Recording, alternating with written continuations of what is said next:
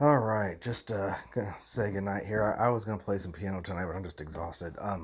So I just want to kind of give an update to the people who care, which are my family channel here, which I appreciate all of you. All of you guys have been so encouraging, uh, and I need it. I mean, I'm very weak. I just think about my history. I used to be so afraid of people that I remember in high school, if there were a bunch of people congregating at I said this the other day, I think, gym entrance, I would walk all the way around the building to go into a different entrance rather than have to pass through all the people. I was so scared of people. I remember an elder of a church, he knew how insecure I was. And one time, all of a sudden, I felt a grocery cart hit me in the back of my legs at the grocery store. And I go, "Oh, sorry." And he just laughed because he's like, "I knew you were going to apologize." Like, he hit me from behind and I apologized. That's the kind of person I was. I was just this little wretch of a guy who was everybody's whipping boy. And, I've told you the story maybe about how I worked for my first full time job was as a temporary secretary because I could type fast for three fireproofing engineers who called me Skippy, and I was a mess, and they just thought it was funny to have me around, and they would have me like fax things just to see what would happen. Like, hey, I need you to fax those pyrotechnical deck document 465 over to such and so, and give 2 copies of this to that. And by the time they were done talking about it, I didn't remember what they said. And I would sort of like randomly throw some papers together and send it off to who knows where. And while I was doing all that, they were singing from their respective offices. They were three guys lined up in three offices, and they would sing, "They call him Skippy, Skippy, faster than lightning." And I thought they didn't like me, but actually they liked me. I was just this harmless little dweeb. And they would page me over the intercom and go, "Skip 2345, skip 2345." As I was making copies and stuff. It's just kind of, I was this mostly harmless person who was just constantly apologizing to everyone, and I was terrified of everyone. And I was that person until I was in my 30s, 35, 36. And I still, and I developed some character, but I would say I was that person till about 5 years ago when I really started entering rest. Everybody's been sharing their testimony about preaching the gospel to themselves. I used to believe every accusation that came my way. People would accuse me in churches, of this and that, and I believed every accusation, and I tried to submit to it. I tried to submit to the accusation and apologize for things I didn't even do, and I was always apologizing for other people's sins.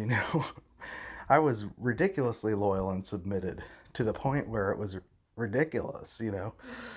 I was not in rebellion. I was fully submitted. And then the enemy would heap accusations on me, and I believe it and try to work through it. Stay and work through it. And, I do believe I have a thorn in the flesh. Their question is, well, how can all these people have dreams and prophetic words and impressions about him? I believe God gave me a thorn in the flesh. He gave one to Paul. Everybody's got something, but Paul specifically was a messenger from Satan sent to buffet him, so that wherever he went, there was uproar. Literally, everywhere Paul went, you read the book of Acts, there was uproar, and he got blamed for all the division and tumult. But it was a spirit that was following him that could work riots around him. How many riots was Paul involved in? I mean, it was ridiculous. That was his thorn in the flesh, and I think that this is sort of my thorn in the flesh, that people just get these bad feelings or whatever about me, suspicions, false words, false prophecies, false dreams. And the difference, though, this time is that I spent the last 5 years preaching the gospel to myself, and I've built in myself. My heart is at home with the Father's voice. My heart is at home with the witness of the Spirit. My heart is at home with my confidence in who I am in Christ. And I can't be shaken. You know, it never occurred to me that any of these dreams, now that it's all over, I mean, I think it's kind of over, they're going to still dream, but I'm done addressing it, I think. Well, we'll see. But the point is not once did I think any of these dreams were true. I sailed through it, not once thinking, oh, I'm not saved, or oh, maybe they're right, and oh, maybe I need to go apologize, and oh, what have I done now? That's the way I used to think, because my conscience wasn't perfected. And the answer has been preaching the gospel to myself. It's the only practical thing I've got to advise you guys to do. It's what I teach. It's the core of what I teach. Preach the gospel to yourself. Tell the devil and tell the world and tell yourself and tell your friends and tell Jesus who you are in Christ. And you know what? As you do, you're setting your mind on the things of the Spirit, and the Spirit is bearing witness with your spirit to these things. And you're being sealed with the Spirit to where that old voice of condemnation, the spirit of bondage and fear, that just doesn't feel right anymore. I can't take it. And this time the dreamers and the prophets came and said, you didn't submit to us. You're in rebellion. And I used to believe that stuff. I've been around this rodeo before. This isn't my first time. This time, it was so alien to me that I couldn't even relate. It's like, what? Are you crazy? Why do you think you get to dream like that and prophesy like that and think it's from the Lord? I mean, I'm just like looking back in awe and going, oh my gosh, I really overcame. I mean, like, by the Spirit of the Lord, I'm a totally different person. You guys have no idea what a wretched little worm I was. You guys are like, I don't know how you do it. You're so... And Greg Jackson, he's a hockey playing man's man. He's like, man, you got balls, Where's that coming from? That's from preaching the gospel to myself. That's really what it came down to. God built the word into my heart until my home and what feels right to me and what feels normal is resting in Christ. And accepting accusation is now the abnormal thing. It doesn't feel right at all. I'm like, well, who is that? What are you doing? You have no idea how different I am. It's funny because people say, oh, he's arrogant. And yeah, there's a little bit of a swagger with me that was never there before in my Christian life. And God lets me have it because it's like a little badge of honor, believe it or not.